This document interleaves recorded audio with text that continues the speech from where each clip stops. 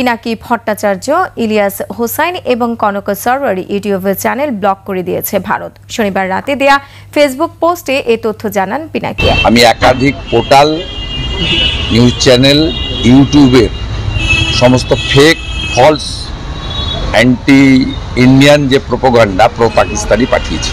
এরা সব রাজাকারের নাতিপুতি। ৭১ ওই দেশটা সৃষ্টি হতো না ভারত না থাকে। ভাই, এই যে পিনাকি ভট্টাচার্য, ইলিয়াস হোসেন, কনক সরওয়ার সাহেব, উনারা যা চায় তাই তো হচ্ছে। খেয়াল করে দেখছেন, ওই যে ৩২ নম্বরে যেটা ঘটাইতে চাইছিল তাই ঘটছে। উনারা যেটা চাইতেছে ওইটাই হইতেছে। উনাদের সঙ্গে কি সম্পর্ক আমাদের বাংলাদেশ সরকারের? উনারা যেটা চায় সেটাই তো হয়। জয় বাংলা করতে চাইছে, আমেরিকা জয় বাংলা কইরা দিল। ওদিকে দেখুন ভারতকেও জয় বাংলা কইরা দিছে। ভারতের পরাজয় ভাই। সারা পৃথিবীকে ম্যানেজ করে একটা যুগান্তকারী ঘটনা ঘটিয়ে দিয়েছে। এই সরকার অসাধারণ কাজ করেছে। তাদের প্রশংসার তারিফ করতে হয়। তাদের যে যোগ্যতা, তাদের যে সক্ষমতা, অভাবনীয় সক্ষমতা। বাংলাদেশের আওয়ামী লীগ নিষিদ্ধ করতে মাহফুজের কোনো অবদান নেই, আসিফ নজরুলের কোনো অবদান নেই। এবার বাংলাদেশ থেকে একটা মজার নিউজ নয়, hot news, hot cake, very very expensive hot cake. গরম কেকটা বেশি দামি, অনেক দামি। আপনাদেরকে একটা দামি উপহার দিচ্ছি, আর বাংলাদেশের জন্য বড় গুড নিউজ। দর্শক, সাংবাদিক ইলিয়াস ও পিনাকি ভট্টাচার্য তারা যা চাইছেন তাই হচ্ছে। বর্তমানে এমনই একটি নিউজ ছড়িয়ে পড়েছে। তারা চেয়েছিল সরকারের পতন ঘটাতে, সেটি ঘটেছে। তারা চেয়েছিল ৩২ নম্বরের বাড়ি ভাঙতে, সেটিও ভাঙা হয়েছে। তারা চেয়েছিল আওয়ামী লীগকে বাংলাদেশ থেকে নিষিদ্ধ করতে হবে, সেটাই হয়েছে।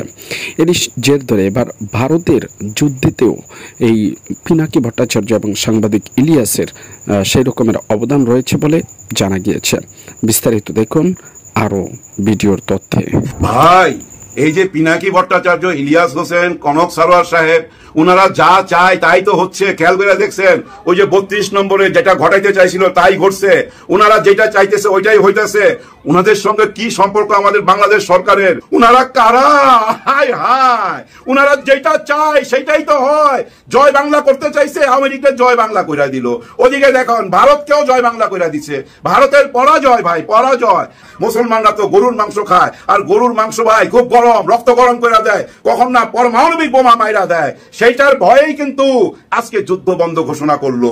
আর একই জিনিস বুঝতে পারছে আমেরিকার গোয়েন্দা বিভাগ। হায় হায়, পাকিস্তান আর্মি গরুর মাংস খায়, রক্ত গরম, কখন না ওইটা মাইরা দেয়। যার জন্য তাড়াতাড়ি মোদিকে ডেকে বলছে, এই হাত মিলাও, হাত মিলাও, যে কোনো সময় মাইরা দিতে পারে, এরা গরুর মাংস খায়। আজকে যে মরণ অস্ত্রর বাণিজ্য মেলা করতে গেলেন, কুফাটা তো ৫ তারিখই লাগাই রাখছেন। ওই কুফার কারণেই কিন্তু হাইরা গেছেন। দেখেন কত সুন্দর মিল। এদিকে কিন্তু জয় বাংলা হয়ে গেল, আর ওদিকে আপনাদেরকে জয় বাংলা করে দিল পাকিস্তান। হায় হায়, এই টাইমে আমার মনে পড়তেছে পিনাকি ভট্টাচার্য দাদা, আপনি কি জ্যোতিষী নাকি? হ্যাঁ, আমি জানি না আপনি কে, আপনার কি পরিচয়। আপনার একটা পরিচয় আছে যেটা আমরা জানি, সেটা না। আপনি যা চান সেটা ফ্রান্স থেকে চাইলো, ওইটা কিন্তু বাস্তবায়ন হয় ঢাকাতে। কারণ কি, ৩২ নম্বরে ওইটাও দেখলাম, এবারও দেখলাম, সবই আপনার ইশারায় হইতেছে। আপনি আবার যেভাবে পরিচালনা করতে চান, এখানে অনেকেই কিন্তু ওইভাবে পরিচালিত হয়। সকালবেলা ভোর রাত্রেবেলা চলে যায় থানার মধ্যে। আপনি বলছিলেন জনগণের সাথে মিলতে, দেখেন স্বরাষ্ট্রমন্ত্রী কিন্তু জনগণের সাথে মিশা গেছে। আপনি যা চাইতেছেন তাই হইতেছে। ইলিয়াস হোসেন সাহেব যা চাইতেছেন তাই হইতেছে। ঘটনা কি? ঘটনা কি? আপনারা কারা? আপনারা কি এই ডিপি স্টেটের সাথে জড়িত? আমার তো মনে হয় জড়িত। এটা আমরা আগেই বুঝতে পারছিলাম আপনাদের কথাবার্তায়। যাই হোক, জয় হইল কার? জয় হইল কিন্তু জনগণের। সত্যি জনগণের জয় হয়েছে। দেখেন বিএনপি থেকে বলছিল না জনগণ চাইলে নিষিদ্ধ হবে, জনগণ না চাইলে হবে না। ওনারা জনগণের উপরে ছাইড়া দিচ্ছে, জনগণের উপরে আস্থা রাখে, জনগণ যেটা চাইছে সেটাই হয়েছে। আজকেও কিন্তু আইসা এই যে আপনার সালাউদ্দিন সাহেব বলছে যে এটা তো আমরা আগেই চাইছিলাম, আমরা তো লিখিত দিয়ে রাখছি, আমাদেরকে ওই শাহবাগে যাইতে হবে কেন? আমরা তো বলছি যারা অন্যায় করছে, অবিচার করছে, জুলুম করছে, মানে আওয়ামী লীগ, তাদের বিচার হইতে হবে। ওনারা ওই যে যখন সিটিং হয়েছে তখনই বইলা ফেলছে। তো এই কথাটাই বারবার সবার কাছে বলতেন, মিডিয়ার কাছে বলতেন, এতে তো আপনাদের সম্মান বাড়তো, পপুলারিটি বাড়তো। বুঝেন না কেন? জনগণ তো এইটাই চাইতেছে এই মুহূর্তে, তাই না? দেখেন এর মধ্যে যে রবীন্দ্রনাথের জন্মদিন বা কিছু একটা হয়ে গেছে, এর মধ্যে দেখলাম অনেকেই আইসা অনেক প্রশংসা করতেছে, কিন্তু কমেন্ট বক্সে যায় দেখবেন ধোলাই করতেছে। রবি ঠাকুরকে নিয়ে আমি বলার ক্ষমতা রাখি না, আমি ভাই ছোট মানুষ, কিন্তু কথা হচ্ছে যারা রবীন্দ্রনাথের পক্ষে কথা বলতেছে তাদেরকে না ওই ভারতের দালাল মনে করতেছে। এই মুহূর্তে জিনিসটা কোন পর্যন্ত চলে গেছে, রবি ঠাকুরকে নিয়েও প্রশংসা করলে এই মুহূর্তে এটা হবে, এটাই তো স্বাভাবিক, তাই না? অথচ আপনারা রাজনীতিবিদ। দর্শক, আপনারা সকলেই জানেন যে ভারতে কিছুদিন আগে বর্তমানে উত্তেজনা তুমুল তুঙ্গে। কারণ হচ্ছে ভারত এবং পাকিস্তানের সাথে একটি যুদ্ধ, ছোটোখাটো একটি যুদ্ধ হয়ে গিয়েছে। সেটিতেও নাকি পিনাকি ভট্টাচার্য সাংবাদিক ইলিয়াসের মানে সহযোগিতা রয়েছে। বিস্তারিত শুনলেন। এবার আপনারা দেখবেন যে বাংলাদেশে কি কি ঘটিয়েছে এই দুই। আর দেখতে পাবেন না, ওখানে তো অনেক ড্রোন লেগেছে, এখানে দুটো ড্রোন দিলেই হবে, আমি তো অনেক আগে বলেছি। বাংলাদেশ যে মিডিয়া দেখা যাচ্ছে বড় পাকিস্তানের পক্ষে কথা বলতে, আর দেখতে পাবেন না। আমি আজকে আইবি মিনিস্টার অশ্বিনী বৈষ্ণবজিকে লিখেছিলাম, আমি ভার্বেলি জেনেছি, অফিসিয়ালি এখনো পাইনি। ভারত সরকার ব্যবস্থা নিচ্ছে। আমি একাধিক পোর্টাল, নিউজ চ্যানেল, ইউটিউবের সমস্ত ফেক, ফলস, অ্যান্টি ইন্ডিয়ান যে প্রোপাগান্ডা প্রো পাকিস্তানি পাঠিয়েছে। এরা সব রাজাকারের নাতিপুতি। ৭১ ওই দেশটা সৃষ্টি হতো না ভারত না থাকলে। ছেড়ে দেন, ওখানে তো অনেক ড্রোন লেগেছে, এখানে দুটো ড্রোন দিলেই হবে, আমি তো অনেক আগে বলেছি। পিনাকি ভট্টাচার্য, ইলিয়াস হোসাইন এবং Kanak Sarwari YouTube channel block করে দিয়েছে ভারত। শনিবার রাতে দেয়া ফেসবুক পোস্টে এ তথ্য জানান পিনাকি। পোস্টে তিনি বলেন, আমার ইলিয়াস এবং কনকের ইউটিউব চ্যানেল ব্লক করে দেওয়া হয়েছে ভারতে।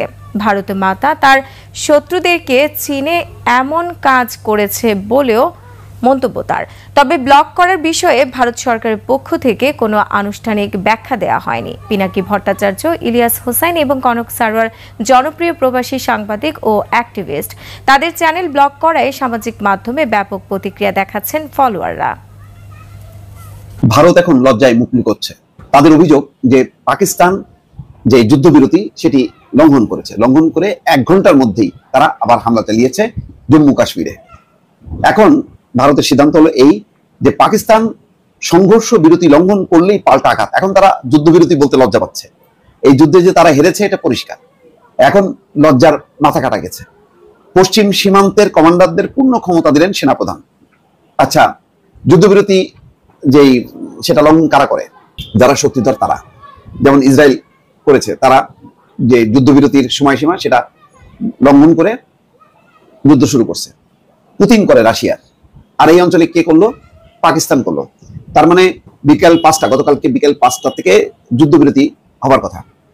তার ১ ঘন্টা পরই মানে সেই শ্রীনগর, কাশ্মীরের রাজধানী শ্রীনগরে বিকট শব্দ। তারপরে সেনা ছাউনিতে হামলা, একজন সেনা কর্মকর্তার নিহত। এই ঘটনাগুলো প্রমাণ করে যে পাকিস্তান কত দুর্ধর্ষ, যে তারা ওই যুদ্ধ বিরতি টিরতি এই সমস্তগুলো পরে আগে আমরা জায়গা মতন শেষ করি। তো সেই ঘটনাই ঘটছে। এখন তাদের এখন মিউ মিউ করতেছে। এখন বলতেছে যে পশ্চিম সীমান্তের কমান্ডারদের পূর্ণ ক্ষমতা দিলেন সেনাপ্রধান। তো এখন তো পাকিস্তানের যে টার্গেট সেটা পূরণ হয়ে গেছে, এখন তো তারা কিছু করবে না। এখন না করে তারা মিডিয়াতে এইগুলো প্রচার করতেছে। তাদের তো লজ্জায় মাথা কাটা গেছে সেটাকে ঢাকার জন্য। সংঘর্ষ বিরতি ঘোষণা হওয়ার কয়েক ঘন্টার মধ্যেই তা লঙ্ঘন করেছিল পাকিস্তান। কড়া বার্তা দিয়েছিল ভারতও। এবার দেশের পশ্চিম সীমান্তের পরিস্থিতি খতিয়ে দেখে সেনা কমান্ডারদের পূর্ণ ক্ষমতা দিলেন সেনাপ্রধান উপেন্দ্র দ্বিবেদীও। স্পষ্ট করে দিলেন সংঘর্ষ বিরতি লঙ্ঘন